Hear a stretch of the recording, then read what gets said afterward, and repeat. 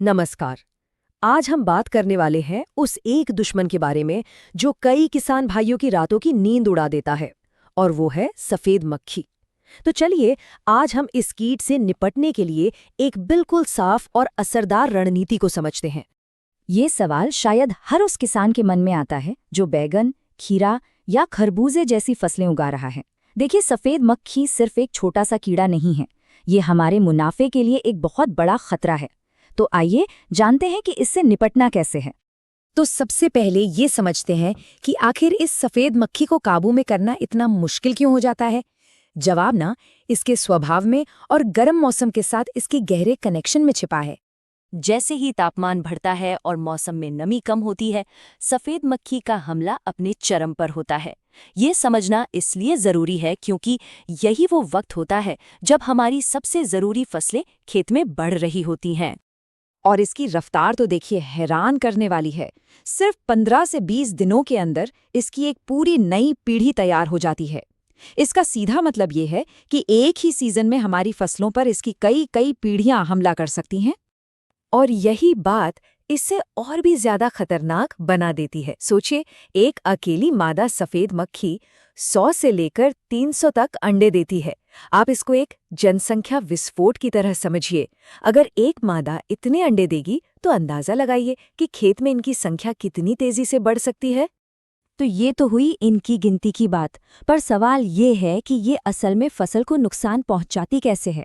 इसके हमले को ना हम 3 मुख्य स्टेज में बांट सकते हैं, जिससे पौधे पर चारों तरफ से असर पड़ता है। चलिए, इसको थोड़ा और आसान भाषा में समझते हैं। सबसे पहले तो ये पत्तियों के नीचे छिपकर पौधे का सारा जीवन रस चूस लेती है।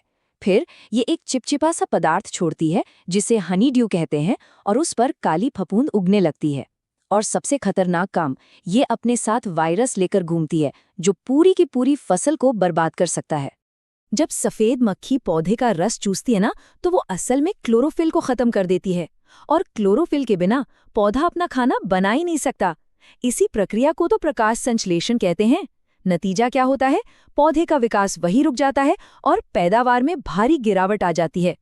देखिए, पौधे की पत्तियों पर एक कुदरती सुरक्षा परत होती है जिसे एपिडर्मिस कहते हैं। ये बीमारियों से बचाती है। लेकिन जब सफेद मक्खी रस चूसने के लिए इसमें छेद कर देती है, तो ये सुरक्षा कवच एक तरह से टूट जाता है, और बस यहीं से फंगस और बैक्टीरिया को पौधे के अंदर घुसने का रास्ता मिल जाता है।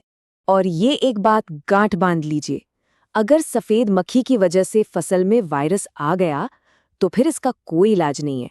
कोई भी दवा काम नहीं करेगी। हमारे पास सिर्फ एक ही रास्ता बचता है, रोकथाम। अच्छा, अब जब हम समस्या की जड़ तक पहुंच गए हैं तो समाधान की बात करते हैं।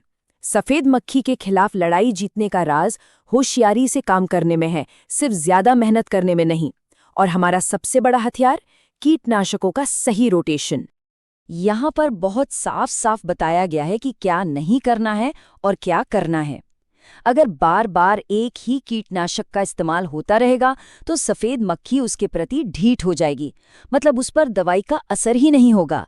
लेकिन अगर हम हर स्प्रे में अलग अलग कीटनाशक का इस्तेमाल करेंगे तो इस कीट को संभलने का मौका ही नहीं मिलेगा। तो सवाल ये है कि कौन से कीटनाशक सबसे अच्छा काम करते हैं। चलिए, अब कुछ ऐसी दवाइयों पर नजर डालते हैं जो सफेद मक्खी के खिलाफ बहुत असरदार साबित हुई हैं और जिनमें अभी मक्खी ने ज्यादा प्रतिरोधक क्षमता नहीं बनाई है। इस लिस्ट में सिवांटो प्राइम, बेनेविया, पेगासस और ओबेरॉन जैसे नाम हैं। हर एक की अपनी अपनी खासियत है। कोई दवा इसके बच्चों यानी निम्फ पर अच्छा काम करती है तो कोई सीधा बड़ों पर। ये जानना बहुत जरूरी है ताकि सही समय पर सही दवा का चुनाव किया जा सके। इन सब में से पेगासस को तो अपने रोटेशन में शामिल करना ही करना चाहिए। अब आप पूछेंगे क्यों? क्योंकि ये 2 ऐसे काम करता है जो दूसरे नहीं करते। पहला, ये अंडों को ही खत्म कर देता है, और दूसरा, इसकी भाप यानी वेपर एक्शन पत्तियों के नीचे छिपे हुए कीड़ों तक भी पहुंच जाती है। तो अब तक हमने समस्या को समझा, उसके असर को जाना और समाधान पर भी बात की। चलिए अब इस सारी जानकारी को एक बहुत ही आसान step by step action plan में बदल देते हैं जिसे फौरन लागू किया जा सकता है। देखिए, इस पूरे प्लान का सबसे बड़ा सिद्धांत है समय पर कार्रवाई। अगर सफेद मक्खी की संख्या हद से ज्यादा बढ़ गई तो उसे कंट्रोल करना बहुत मुश्किल और महंगा हो जाएगा।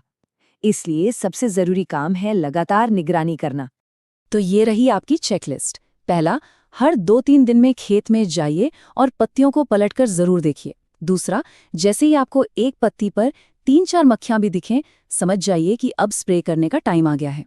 तीसरा, हमेशा कम से कम 3 अलग-अलग दवाइयां अदल-बदल कर ही इस्तेमाल करें।